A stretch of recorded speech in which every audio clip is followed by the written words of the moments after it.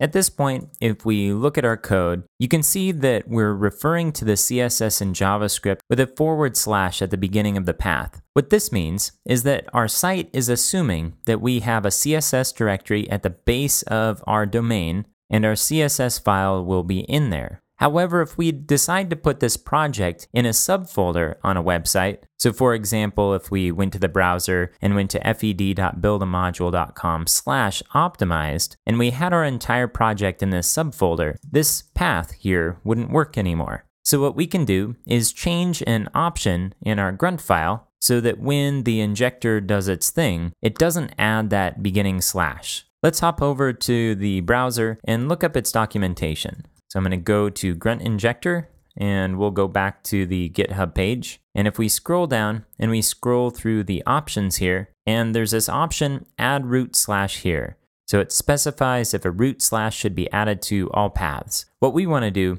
is set this to false. So I'm going to copy this and go back to our code. And here in our options for the inspector, I'm going to paste in the name. We're going to do a colon for the value, and we'll set it to false. We'll save this, jump back to the command line, and if we run grunt prod again, and we go back to our code and we look at our index.html, we now have no // here. So now our project will work, even in a subfolder.